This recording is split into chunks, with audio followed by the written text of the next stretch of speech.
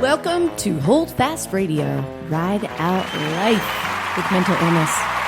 You too, ladies and gentlemen, can stay afloat in this ever-cycling existence. Stay tuned.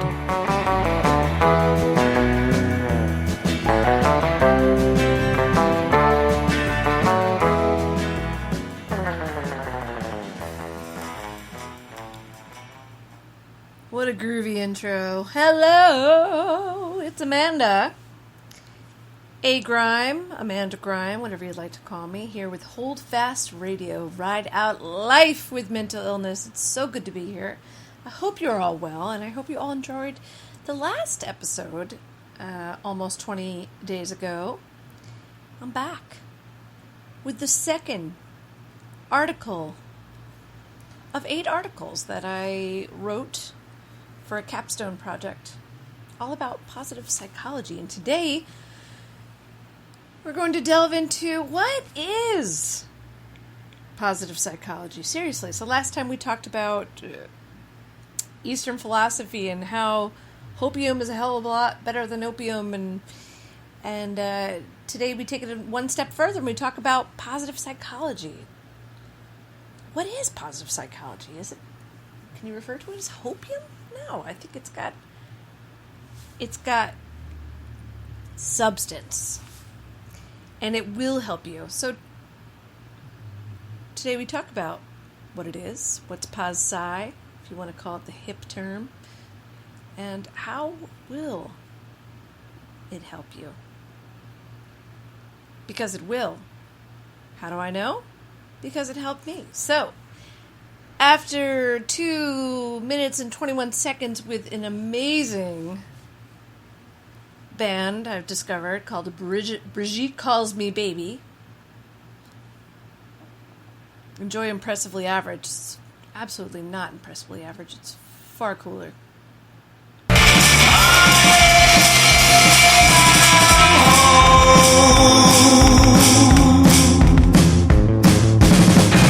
Multiply the things you thought you wanted, but you were young and thought that you were falling. But now I'm all you want and your blood is clotted, and you can't fall asleep cause your dreams are haunted. What goes around must come around, so when I'm dead I'll come around again. I am only human, but I'm capable of the things that you thought weren't capable. But conversation's easier said than done. Temptation better if I was gone. What goes around must come around, so when I'm gone I'll come around again.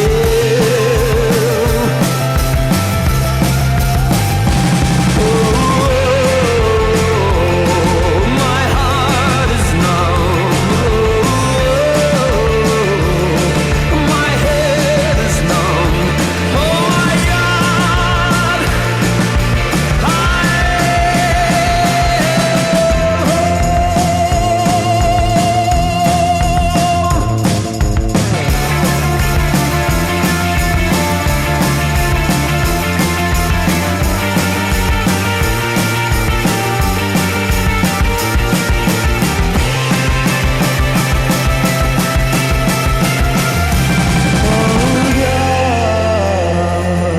my head is numb. Oh God, my heart is numb.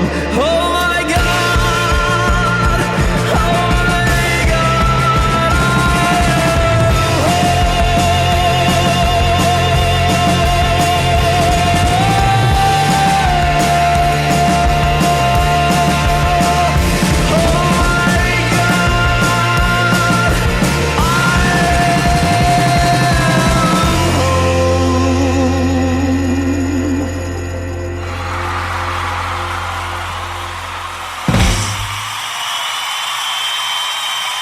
Right? Much agreed with that applause. Brigitte Calls Me Baby, and the song is called Impressively Average. That is super fun. Now, I'm really sorry you missed the first minute of that song, but I highly, highly recommend you go check it out. The band's great. Really great.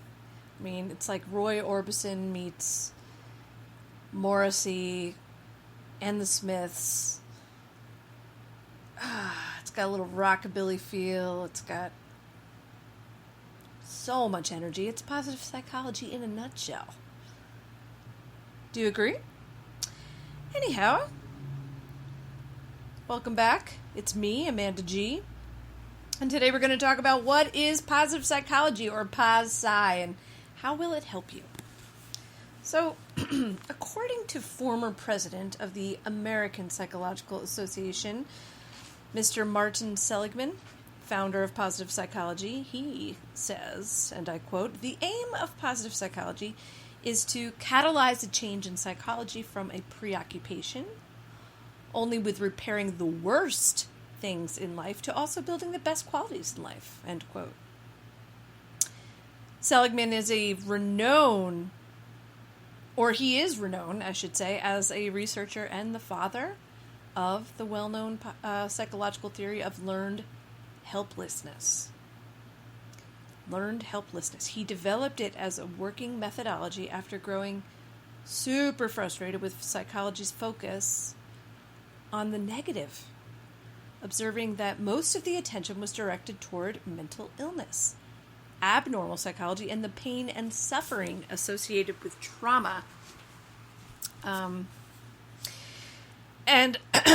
When he was elected as the APA president in 1998, he proposed positive psychology, or PosPsy, as a new subfield. And his contributions to holistic psychology care have been invaluable. In fact, the National Library of Medicine published an article in their American Journal of Lifestyle Medicine that describes PosPsy as the scientific study of a healthy and flourishing life. And I quote the description: "The goal of positive psychology is to complement and extend the traditional problem-focused psychology that has proliferated in recent decades. Positive psychology is concerned with positive psychological states. Examples: happiness, positive psychological traits like talent and interest, strength of a person's character, positive relationships, and positive institutions." The NIH described evidences of how topics of positive psychology apply to physical health. Research has shown that psychological health assets like positive emotions, life satisfaction, optimism, life purpose, social support are prospectively associated with good health measured in a variety of ways. Ain't that the truth? And according to Peter McIntyre, a PhD, University of Western Ontario, professor of psychology at Cape Breton University, psychology has, since World War II, I think we all know this, become a science largely about healing.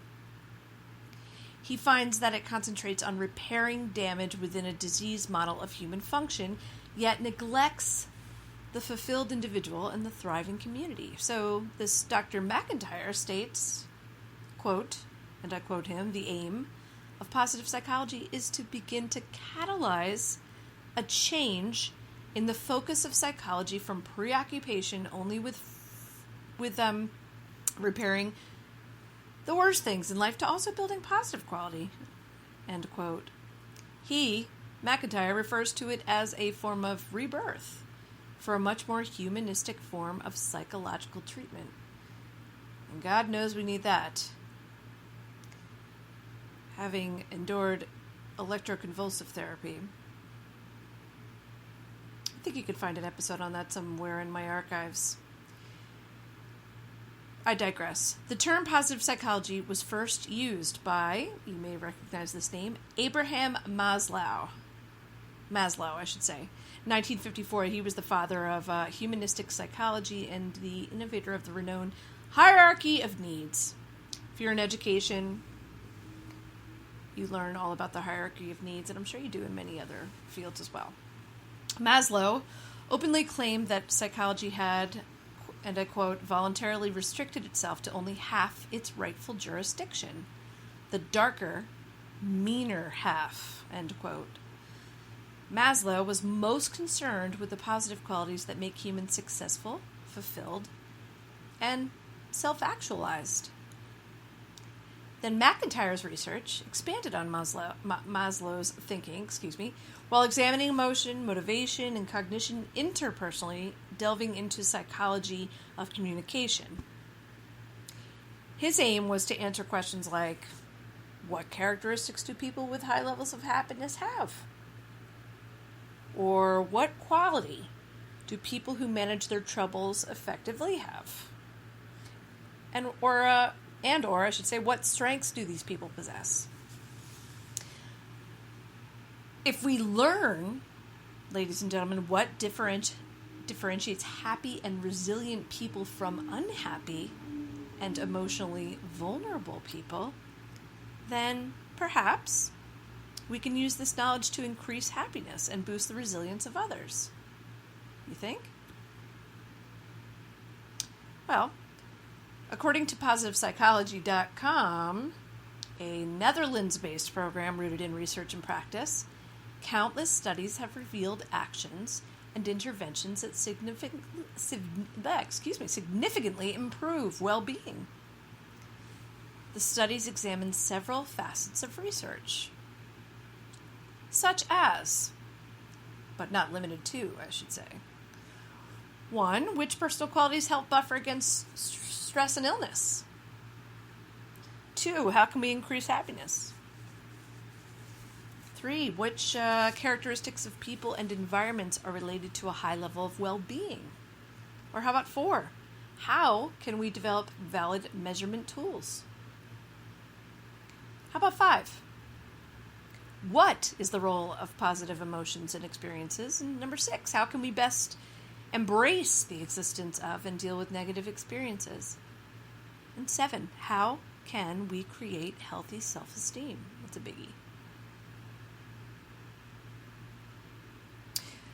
So PositivePsychology.com, their research shows concrete evidence of the effectiveness of interventions that foster our understanding of the difference between what we believe might contribute to enhanced well-being and what actually works. For instance, in a study by McCullough and Emmons in 2003, co-authors of a research study titled Counting Blessings versus Burdens, an experimental investigation of gratitude and subjective well-being in daily life,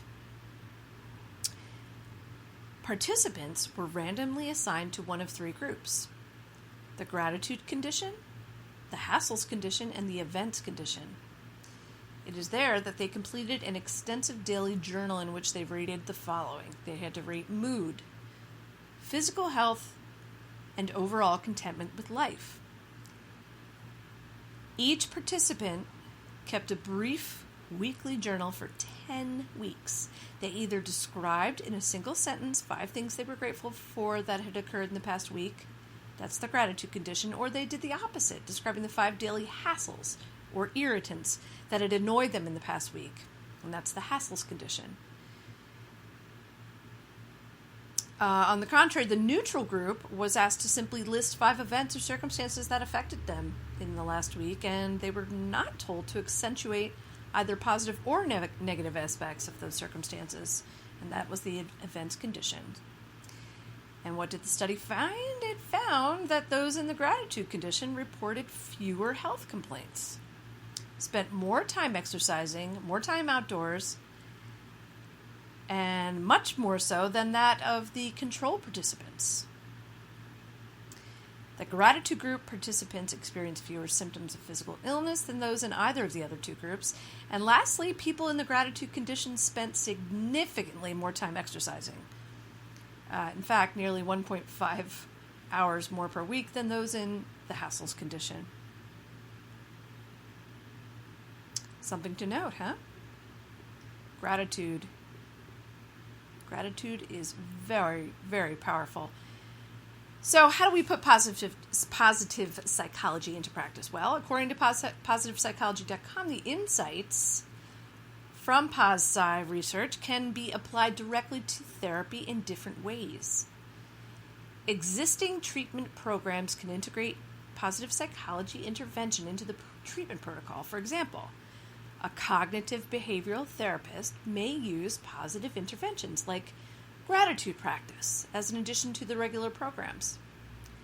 Patients can actively work on their personal development homework while waiting for the next meeting. PosPsy interventions have been developed that strongly rely on these insights and principles. The first is appreciative inquiry. And that is an approach developed in the 1980s, that involves searching for the best in people, organizations, and communities through the discovery of what gives life to a system when it is at its most effective and most economically, ecologically, and socially capable. And then there's positive psychotherapy in addition to appreciative inquiry, and that is an empirically validated approach to psychotherapy that aims to reduce psychopathology by predominantly focusing on building strength and enhancing positive emotion and engagement. Seligman and colleagues in 2006 showed significant lasting decreases in depression after positive psychotherapy. And in addition to appreciative inquiry, positive psychotherapy, we also have positive cognitive behavioral therapy. And what that does is it focuses on positive cognitive behavioral therapy, not on pathology. Like positive psychology itself, it builds on client strengths and what works for them. It's a form of therapy that draws on research and applications from positive psychology and solution-focused brief therapy. And then we have tongue twister. And then we have strengths-based counseling, which is a model for conducting therapy based on the premises of positive psychology, counseling psychology, positive youth development, social work, narrative therapy, and solution-focused therapy, according to Smith in 2006.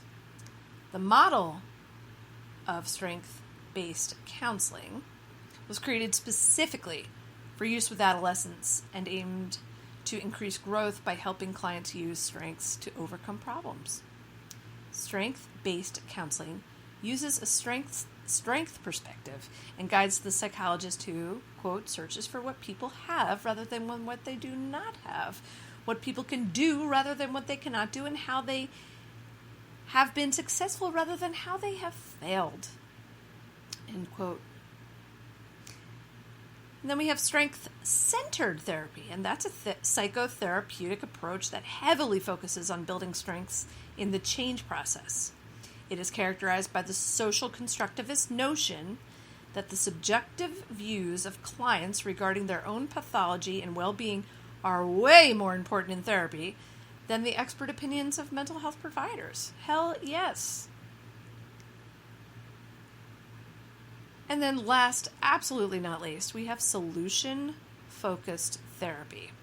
You can read more about this if you read DeShazer, which is D-E, capital S-H-A-Z-E-R, Berg and colleagues.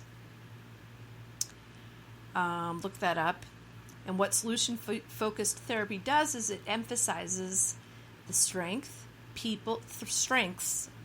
plural I should say, people possess, and how these can be applied to the change process. A key ingredient of solution-focused therapy is the use of positive language.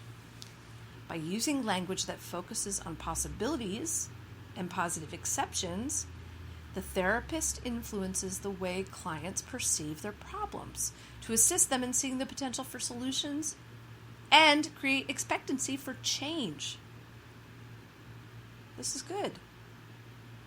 One such technique, as mentioned above, called the solution-focused therapy, or SFT, is an approach that empowers clients to own their ability to solve life's problems.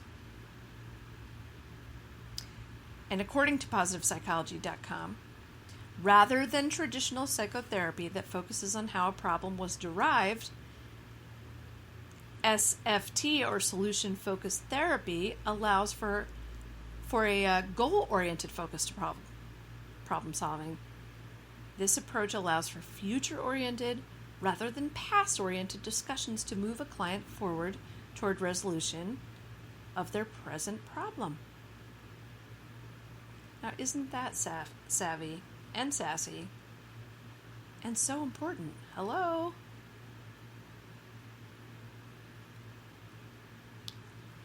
And I have to tell you, before I move on to a really, really, really comfortable and quiet, independent exercise for you to put this to practice, that all of these things, they are not hopium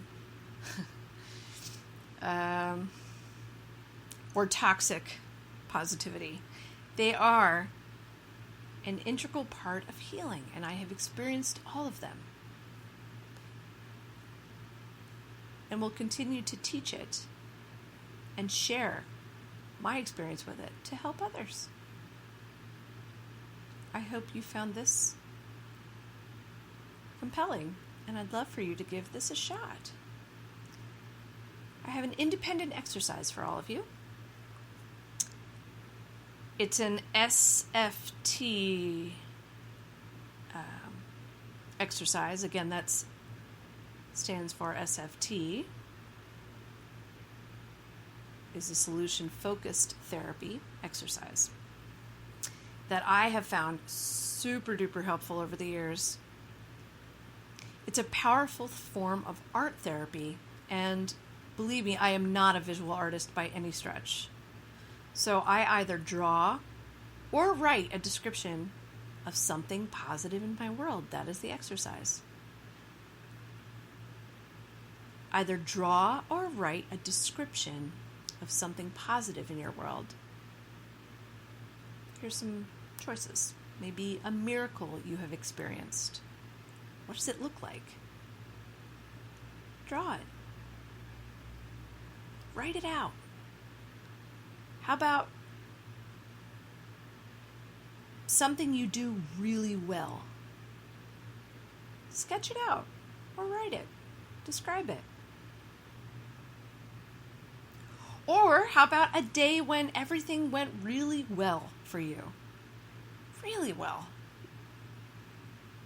Draw it, write it, and also note. Make a mental note or write it out. What was so different about that day that made it so good?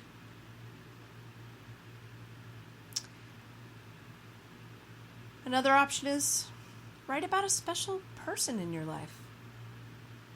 How does the person make a positive impact? You can draw that out or write it out. Sketch something that represents the feeling that that person gives you.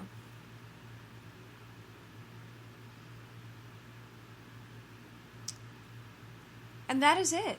A nice quiet time, independent exercise, something to do, a little SFT or solution-focused therapy. It's very, very powerful, positive psychology. I'm telling you, ladies and gentlemen, give it a shot. And if you like what you just heard in this article, I've got some great recommended reading for you. Look up My Pocket Positivity, Anytime Exercises That Boost Optimism, Confidence, and Possibility. And that is by Courtney E. Ackerman, Ackerman. Check her out. And, if I may also recommend, More Than Miracles, The State of the Art of Solution-Focused Brief Therapy. And that is by Steve DeShazer and cohorts. DeShazer is DE_SHAZER, 2 words. Again, it's More Than Miracles, The State of Art the state of the art of solution-focused brief therapy. 2 really great reads where you will find much more in-depth stuff about what is positive psychology, PosPsy, and how it can help. And that concludes article number 2. And I hope you go back and check out article number 1, which was called To Hell with Opium, something like that. Hopium is a hell of a lot better.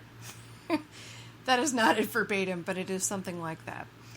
Check it out. This is a whole series of articles that I've written to help.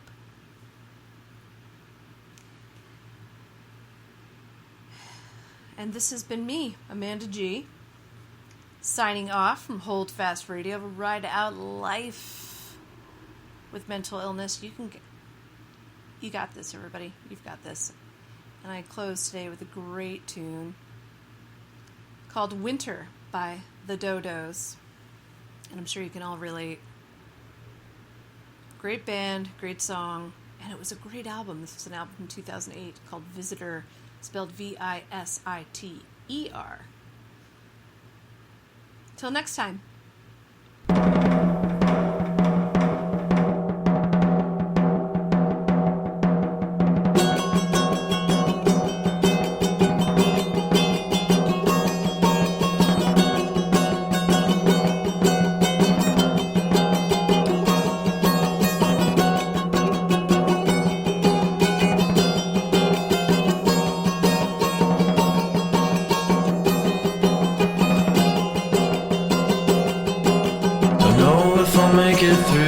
Winter without you by my side.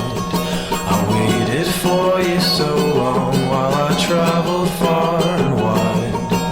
Convinced myself there's no one better, so how could I deny your love? It's like a thorn into my side. My friends, they understand me better, but they don't whisper goodnight. I want a lover and a sister, but we know that's not right. You used to listen to my music, I always wonder why. I wish I could pretend you make me try.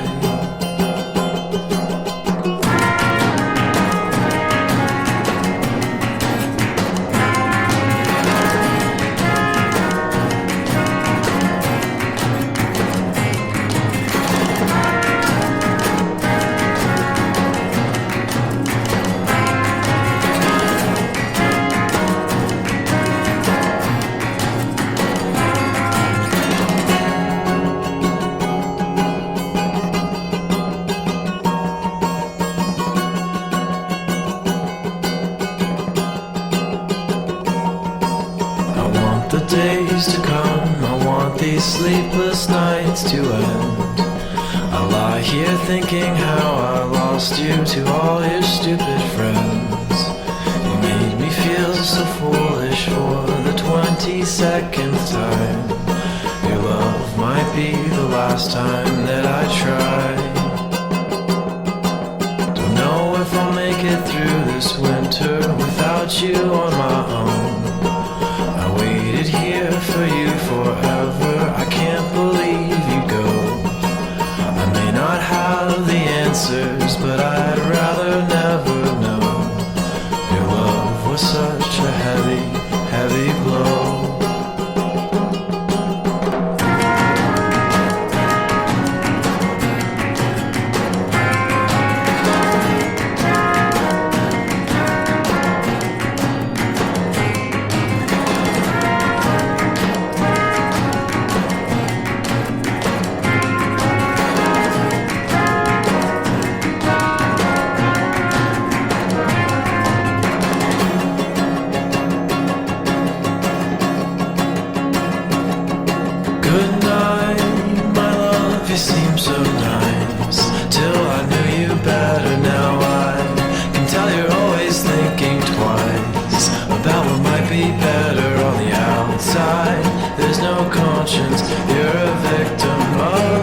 cautiousness, you don't try.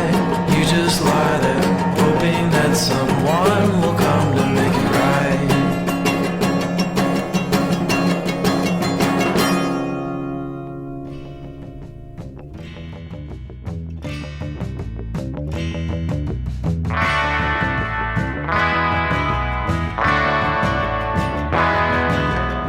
Thank you for being a part of Hold Fast Radio.